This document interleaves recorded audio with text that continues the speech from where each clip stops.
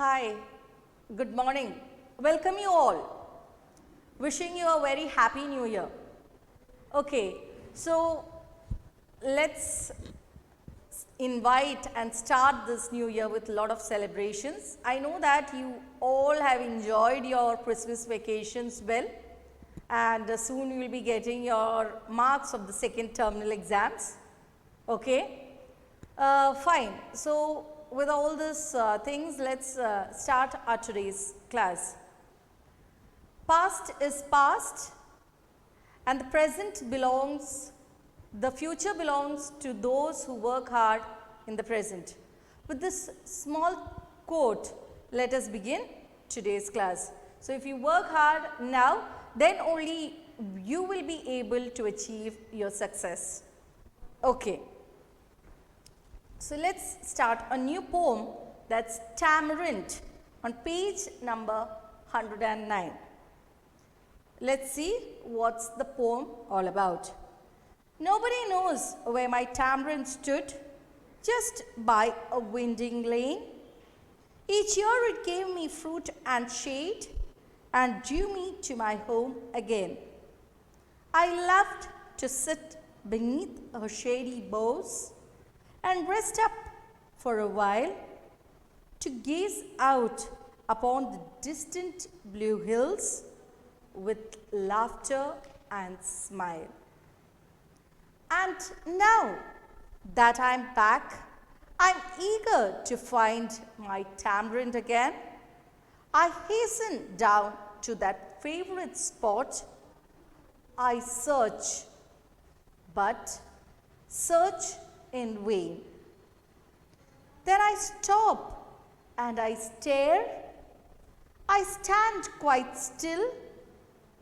I listen to my heart.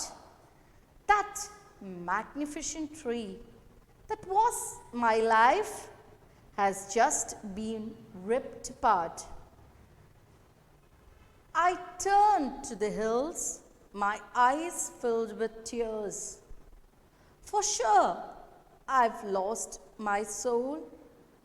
Where once it stood tall, there's nothing there now.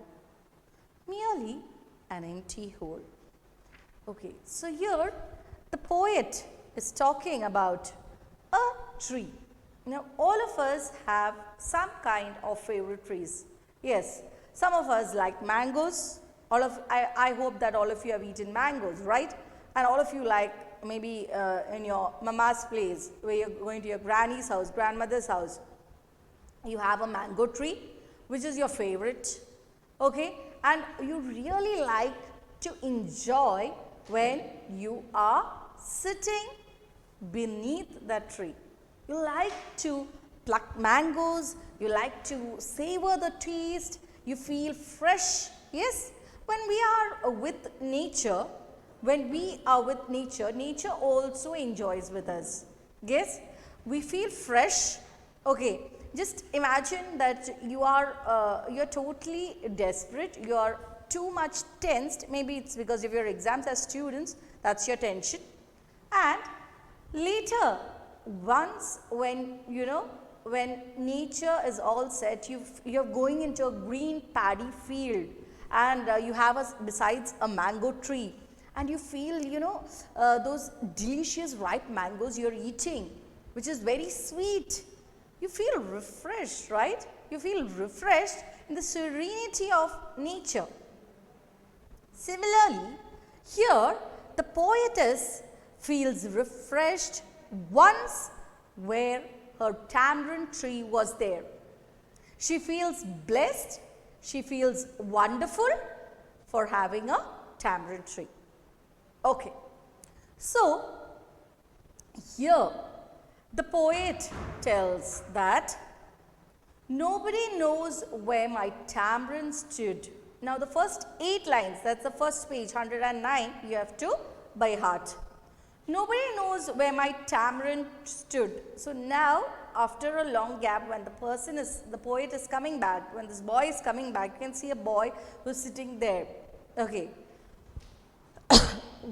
Where nobody knows where my tamarind stood, just by a winding lane. Now winding is a curved lane, okay, not straight, a curvy one. You can see that path there, in that they have shown it as a curved lane. Yes, it's a curved lane, okay.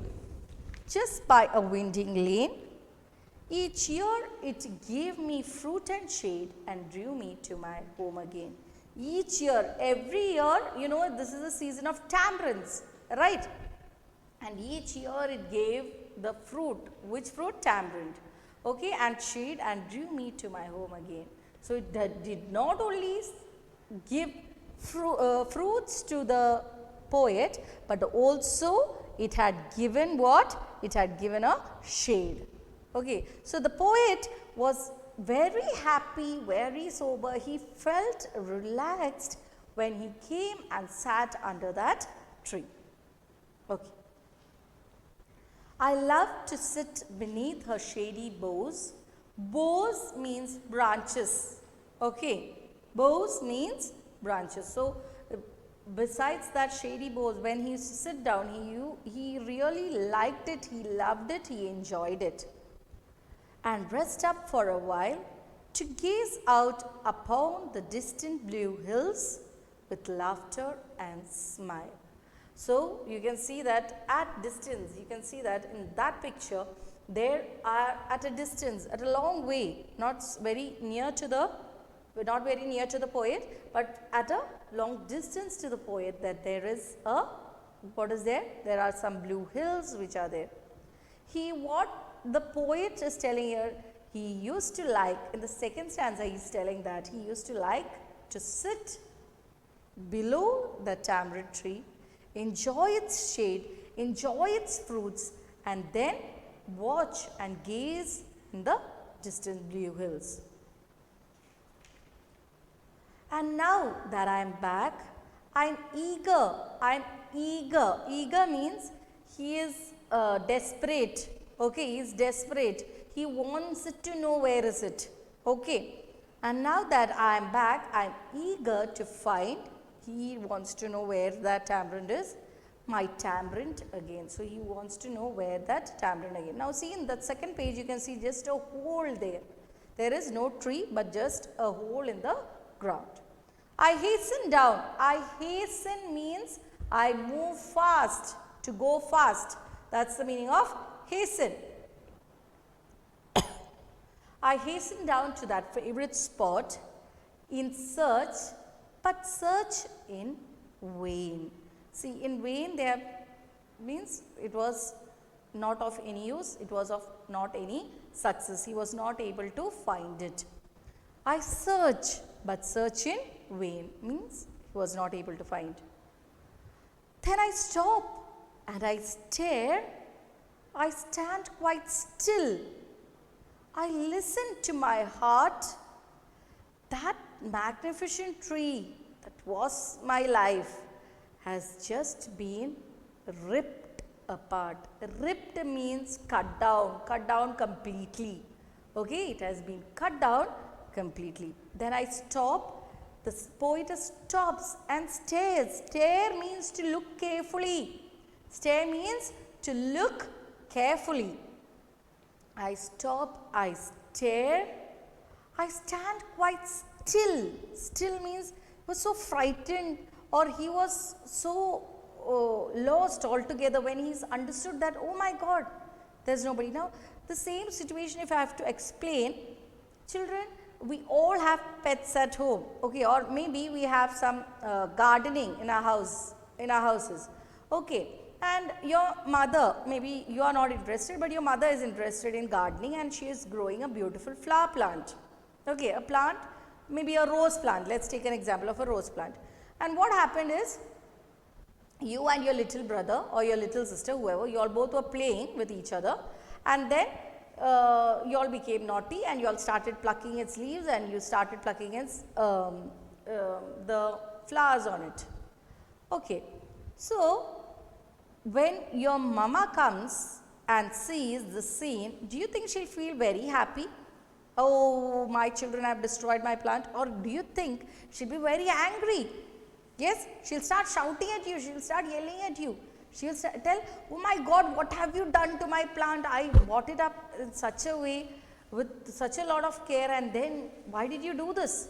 Yes, and maybe even you will get a beating, right? So, okay, so the same thing has happened to this poet. What happened? He loved that plant, he loved that tree so much that he feels still, he feels numb. Oh, what has happened? Okay, I listened to my heart, and he feels the sorrow. See, when you are in very much of sorrow, we all sit quiet and we listen to our heart. Okay, so that's what he says. I listened to my heart. That magnificent tree, that was my life, has just been ripped apart. As in it has been cut off. I turned to the hills, my eyes filled with tears. For sure, I have lost my soul where once it stood tall. There's nothing there now, merely an empty hole. I turned to the hills, my eyes filled with tears. So he's turning towards the hills, and then his eyes is full of sorrow. He is feeling very sorrowful for that tree which has been cut down. My eyes filled with tears, for sure I have lost my soul. I have lost what? Tree. I have lost that tree which was really once my soul, which was really once so close to my heart. Where once it stood tall, there's nothing now. So where that tree was once standing tall, there is nothing really now. It's just an empty space. Merely means only a empty hole. So that is the end of the poem. Here the poet takes us to a wonderful world,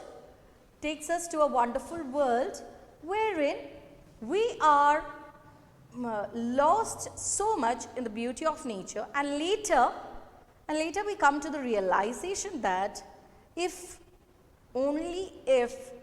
this world, there is trees and there is beauty of nature around us, we will be able to live in it. Okay, so thank you so much for your patient listening. See you, bye-bye in the next class. Thank you, bye.